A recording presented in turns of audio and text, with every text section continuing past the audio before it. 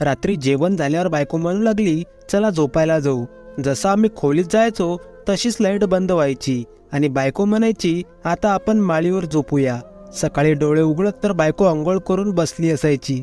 मी विचार करत होतो की मला काय होत आहे. एक दिवस मी घरात कॅमेरे बसवले आणि मी माळीवर झोपायला गेलो. दुसऱ्या दिवशी सकाळी उठल्यावर मी कॅमेरा पाहिला, तसाच मी आश्चर्याने तिथेच पडलो. मी झोपल्यावर बायको खाली येऊन, माझे नाव सुनील आहे. माझ्या मामानं त्यांच्या मुलीशी माझे नाते जोडायचे होते. माझे आईवडील या जगात नव्हते. माझे पालनपोषण माझ्या मामांनी केले होते. पण त्यानंतर मी स्वतःचे एक छोटेसे घर बनवले आणि तिथे राहू लागलो. कारण मामाच्या घरात तंगी असायची. त्यांची तरुण मुलगी होती. त्यांना माझे लग्न त्यांच्या मोठ्या मुलीशी करायचे होते, जी खूप लट्ट होती. तिचे वजन खूप जास्त होते. म्हणून मी लग्नाला नकार दिला. ते म्हणाले, काही हरकत नाही, तुझी स्वतःची इच्छा आहे.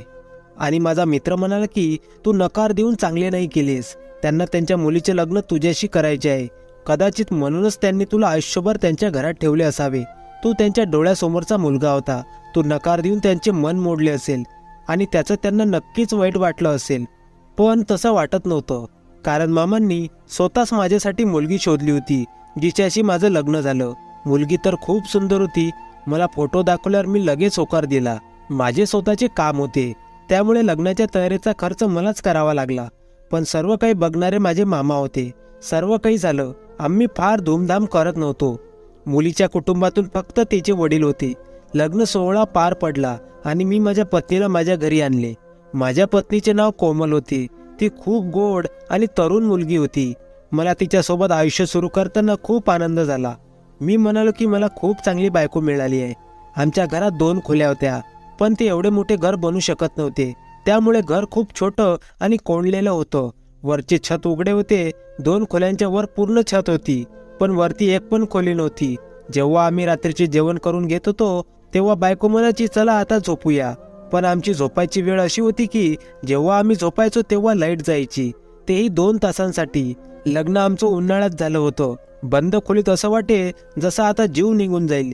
मी एसी, एअर कूलर बसवू शकत नव्हतो. एवढ्या उन्हाळ्यात एका पंख्याने काम भागत नव्हतो. एके दिवशी माझी बायको म्हणाली, चला माडीवर झोपूया. तर मी म्हणालो, ठीक आहे. लग्नाच्या 2 आठवड्यानंतर तिने ही गोष्ट केली. 2 आठवडे ती काहीच बोलली नव्हती. तिने सहन केले. ती नवीन नवरी होती, त्यामुळे तिला वाटलं असावं की मी असं बोलली तर माझ्या नवऱ्याला वाटेल की ते नखरे करत आहे. पण त्यानंतर तिने म्हटलं की मला खूप गरमी होत आहे, आपल्याला माडीवर जायला पाहिजे. आम्ही मग माळीवर झोपायला गेलो. माळीवर वातावरण खरोखर छान होते. सकाळी मी डोळे उघडले तेव्हा माझी बायको तिथे नव्हती. मी आजूबाजूला पाहिले. 2 आठवडे, 1 दिवस सुद्धा ती इतक्या लवकर उठली नाही. मग आज एवढ्या लवकर कशी काय उठली? मी खोलीत येऊन पाहिले तर ती अंघोळ करून बसली होती. तिचे मोकळे केस खूप सुंदर दिसत होते. मी तिला म्हणालो की तू सकाळीच अंघोळ केलीस?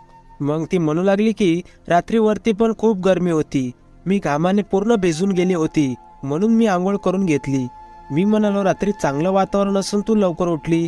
मग ती म्हणू लागली की सकाळी डोळ्यात प्रकाश पडला. मला वाटलं खाली जाऊन खोलीत झोपावं, पण मग वाटलं आता जाग आली आहे, मग झोपायचं कसं? घरातील छोटी मोठी कामे केली आणि नाश्ता पण तयार आहे. मला माझ्या बायकोची सवय खूप आवडली की ती स्वतःला स्वच्छ आणि सुंदर बनवून सर्व कामे करायची. मी ऑफिसमधून घरी यायचो तेव्हाही तिची तीच सवय असायची. जेवण बनवायचे आणि सुंदर बनून बसायचे. नाहीतर दिवसभर स्त्रिया कामं करतात. नवरा घरी आला की त्यांच्या डोक्यावर बांधलेले असते, कपडेही बदलत नाही. त्यांच्या जवळून तिखट मसाल्यांचा वास येत असते. कोणती गोष्ट करायची तर दिवसभर घरची कामे केल्यावर माणसाची ही अवस्था होते असे त्या म्हणतात. आता तुम्हाला काय वाटतं, मी घरकाम पण करावं आणि मग हिरोईन बनून बसू? पण माझी बायको सर्व बाबतीत चांगली होती, पण कधी कधी छोटी छोटी निष्काळजीपणाही करायची. पण ती हसत हसत तिच्या चुका झाकून घेत होती.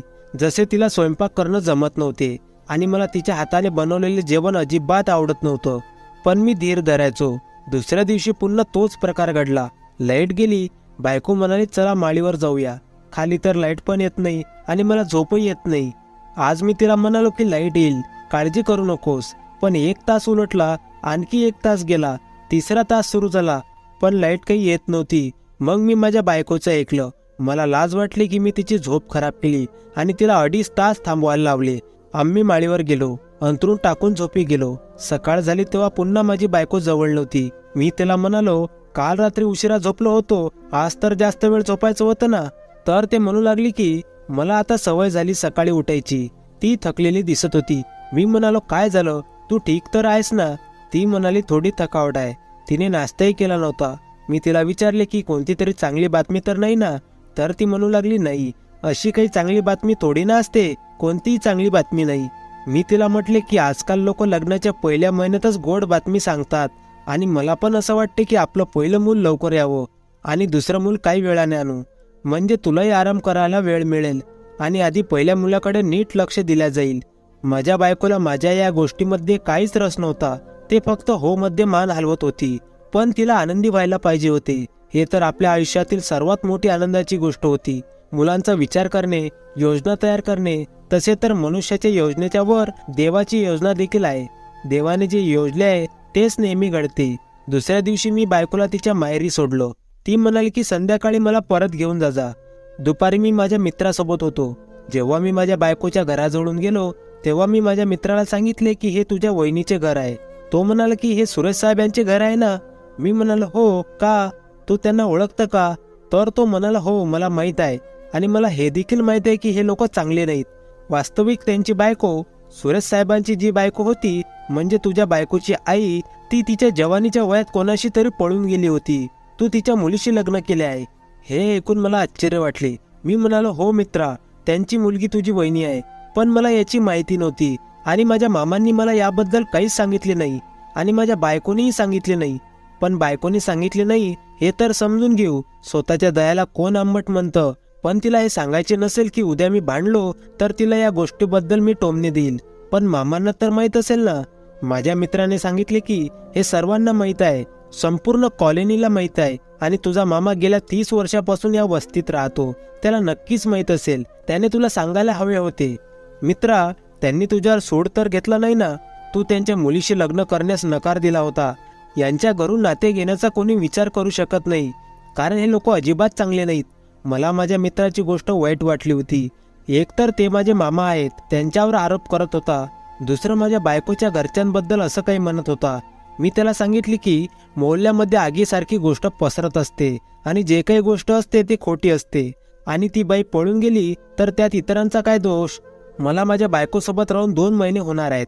मी माझ्या बायकोमध्ये असे कोणतेही कृत्य पाहिले नाही. मी तिला एकटे सोडून जात असतो, पण तरीही मी आजपर्यंत असे कोणतेही कृत्य पाहिले नाही. त्यामुळे मुलगी आईसारखीच निघेल असं तर नसते ना. तू माझा मित्र आहे. तू जे ऐकलं ते एकदा सांगितलं, मी ते ऐकलं. पण माझ्यासमोर असं काही पुन्हा कधीच बोलू नकोस, कारण लोकांसाठी हे घर फक्त एक घर आहे, पण माझ्यासाठी हे माझे सासरचे घर आहे. आणि तसं पण या जगात माझे कोणतेही कुटुंब नाही. माझ्या पत्नीचे वडील हे माझ्या वडिलांच्या स्थानी आहेत आणि त्यांनी कधीही त्यांच्या बायकोचा उल्लेखही केला नाही. त्यांनी सांगितले की त्यांची पत्नी मरण पावली आहे. त्याचा अर्थ त्यांनी त्या महिलेशी कोणतेही संबंध ठेवले नाहीत. आणि एका महिलेने गुन्हा केला तर त्याची शिक्षा इतरांना का मिळावी. बरं जाऊ दे, याविषयी त्यांच्याबद्दल काहीच बोलू नको. मी माझ्या पत्नीशी पण याबद्दल काहीच बोललो नाही. देव सर्वांचा हिशोब ठेवतो. प्रत्येकामध्ये काही ना काही कमी असते. तिला सांगायचे नसेल तर मी तिला सांगून तिचे मन दुखायला नाही पाहिजे. पण नंतर अचानक माझी पत्नी काय माहीत माझ्यापासून दूर दूर पळू लागली. ती माझ्यापासून अशी दूर दूर राहू लागली की जणू काही आमचं लग्न झालंच नाही. नुकतीच एंगेजमेंट झाली आणि मी तिला भेटायला आलोय. मी तिला माझ्याजवळ येऊन बसायला सांगायचो तर ती काही कामाचे निमित्त करून माझ्यापासून दूर दूर जायची. माझ्याकडे येणं म्हणजे तिच्या जीवावर ओझच होतो आणि ती मनाने तयार नव्हती. तर अशा गोष्टींचा काय अर्थ होता. आमचे लग्न झाले होते आणि आम्ही घरात एकटेच राहत होतो. लोक अशा जीवनासाठी तरसत असतात. लोकांचं लग्न एकत्र कुटुंबात होतात. त्यांना कोणाच्या समोर एकमेकांचा हातही धरता येत नाही. पण इथे तर कोणीच नव्हते आणि आज प्रेमाचा दिवसही होता. मी तिला फुलं आणि भेटवस्तू आणली. तिने माझ्याकडून नीट फुलेही घेतली नाहीत आणि मी म्हणालो चला बाहेर जाऊया. तर ते म्हणाली की माझं डोकं दुखत आहे. मी म्हणालो मुली तरसतात की नवऱ्याने आम्हाला बाहेर नेलं पाहिजे म्हणून. आमच्याशी छान छान प्रेमळ गोष्टी केल्या पाहिजे. आणि आजच्या दिवस तू आहेस की डोकंदुखी घेऊन बसली आहेस. माझ्याबरोबर बाहेर चल. बाहेर गेल्यावर तुझी डोकंदुखी बरे होऊन जाईल. पण माझ्या बायकोने या गोष्टीत अजिबात इंटरेस्ट दाखवला नाही. ती माझ्यासोबत बाहेरही आली नाही. मी विचार केला होता मस्त बाहेर जाऊ, छान ठिकाणी जेवण करू, मूवी बघू.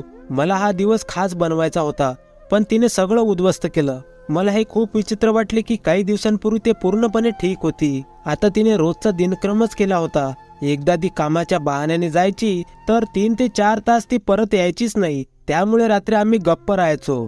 पण एक दिवस खूप विचित्र गोष्ट होती की माझी बायको नेहमी माझ्यापेक्षा लवकर उठायची आणि खाली आल्यावर ती अंघोळ करून बसायची. तिला रोज सकाळी सकाळी अंघोळ करायची काय गरज होती? माझ्यासोबत काही चक्कर तर चालू नव्हता ना? कारण मला एक अशी गोष्ट माहीत झाली होती की माझ्या पायाखालची जमीनच सरकून गेली आणि माझ्या मनात संशयाचे बीज बसले. आणि ती गोष्ट अशी की शनिवारी मंदिरात पाया लागण्यासाठी गेलो तर तेथील लोक एकमेकांशी लाईटच्या रुटीन बद्दल बोलू लागले. मी म्हणालो की एवढी जास्त गरमी आहे, वरून लाईट खूप जाते.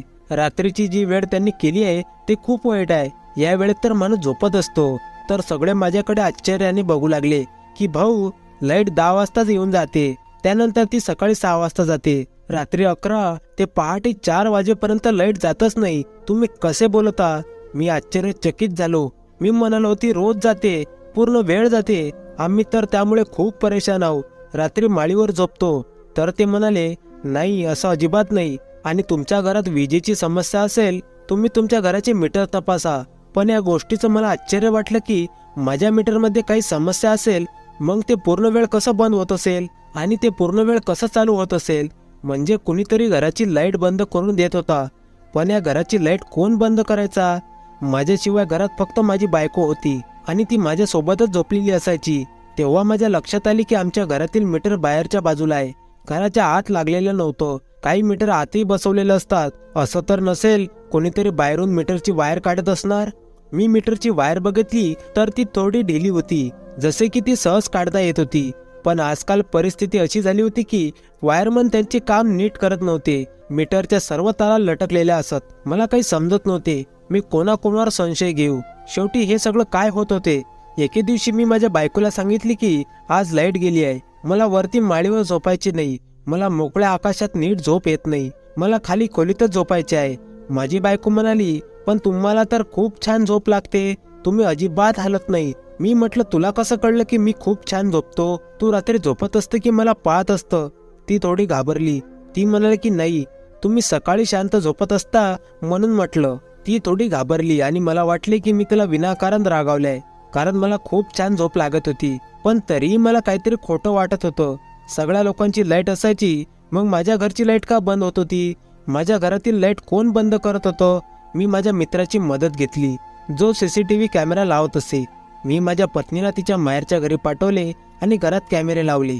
मी माझ्या बेडरूममध्ये कॅमेरा बसवला, एक पायऱ्यांजवळ, एक खोलीत आणि एक बाहेर मीटरजवळ.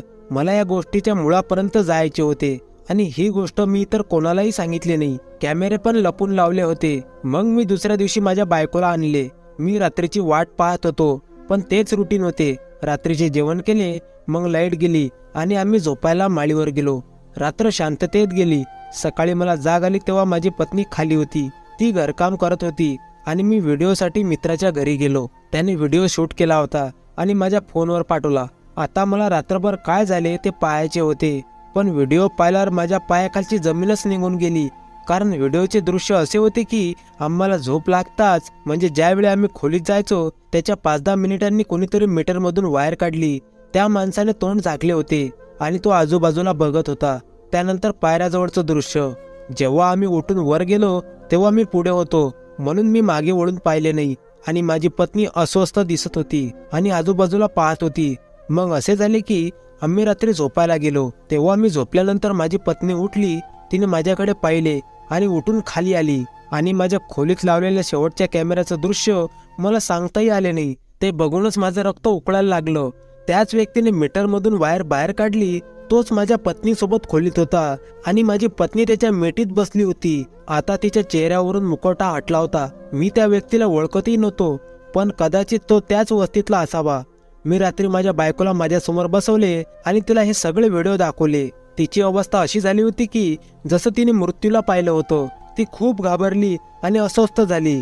मी म्हणालो, कोण आहे तो? तुझी आई पण अशीच होती आणि तू पण तशीच निघाली. तू हे सिद्ध करून दाखवले की तुझ्या अंगात कोणाचं रक्त आहे. मला तुझ्या आईबद्दल सर्व माहित होतं, पण तरीही मी तुझ्यावर विश्वास ठेवला. पण तू माझा पूर्ण विश्वास तोडून टाकला. मी झोपल्यावर रोज माझी फसवणूक करायची.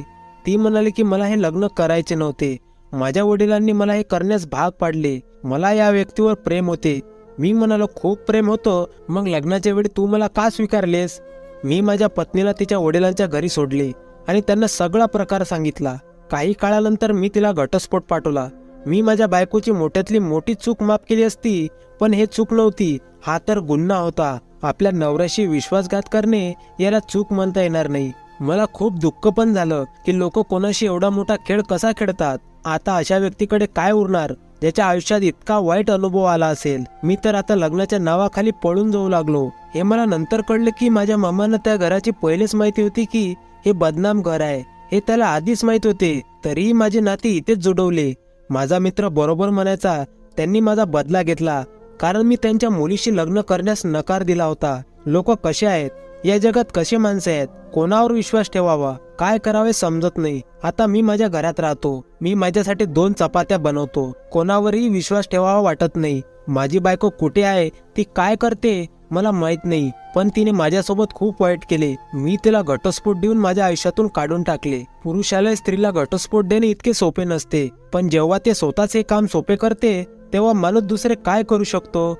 मला अजूनही वाईट वाटते. मला कधीच तिला घटस्फोट द्यायचा नव्हता. हे शब्द माझ्या तोंडून कधीच बाहेर पडले नसते, पण तिने केलेल्या कृत्याची तिला लाज वाटत नव्हती. तिने माझी माफीही मागितली नाही आणि तिथून शांतपणे निघून गेली. धन्यवाद मित्रांनो. कथा कशी वाटली कमेंट करून नक्की सांगा आणि चॅनलला प्लीज सबस्क्राईब करा.